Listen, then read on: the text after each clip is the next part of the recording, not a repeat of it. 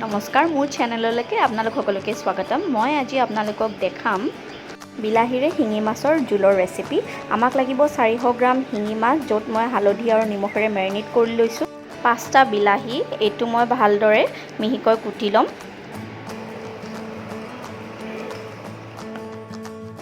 পিঁয়াজ এটা ভালদৰে কুটি ল'ব। আদা, 3টা জলকীয়া আৰু তেজপাত।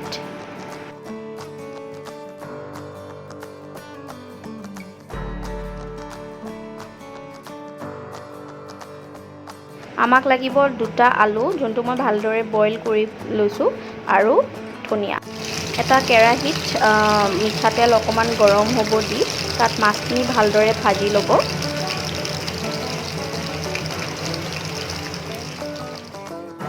এতিয়া সেইখন কেৰাহীতে য'ত মই মাছখিনি ফ্ৰাই কৰিছিলোঁ, তাত তেজপাত 3টা, কাটি লোৱা সেউজীয়া জলকীয়া, কাটি লোৱা পিঁয়াজ আৰু আদাখিনি দি দিম, আৰু এইখিনি মিডিয়াম ফ্লেমত অকণমান গোল্ডেন ব্ৰাউন হোৱালৈকে ভালদৰে ভাজি ল'ম।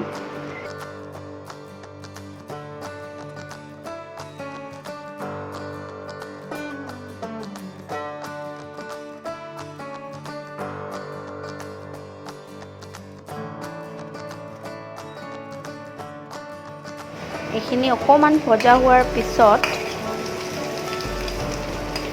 মই ইয়াত কাটি লোৱা বিলাহীখিনি দি দিম,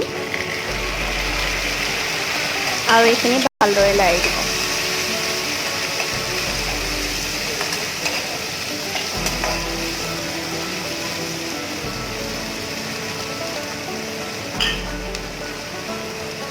এতিয়া ইয়াত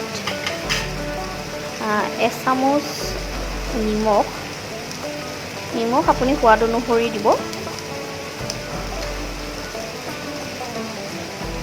হালধি গুড়ি এচামুচ আৰু জিৰা গুড়ি এচামুচ মই দি দিম, আৰু এইখিনি ভালদৰে আপুনি মিক্স কৰি দিব।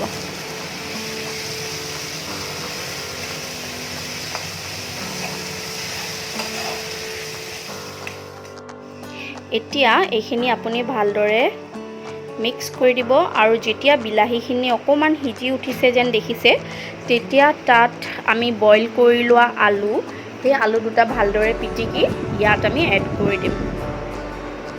আলু আপুনি আন্দাজমতে দিব পাৰে।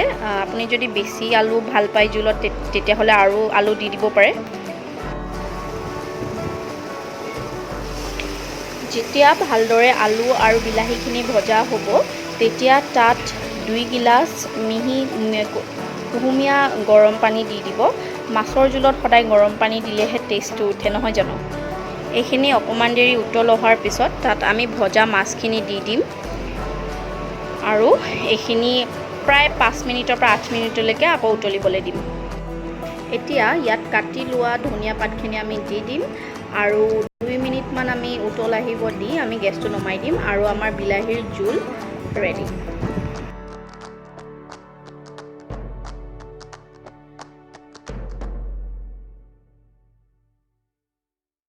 যদি ৰেচিপিটো ভাল পাইছে, ভিডিঅ'টো লাইক কৰিব, শ্বেয়াৰ কৰিব আৰু ছাবস্ক্ৰাইব কৰিব।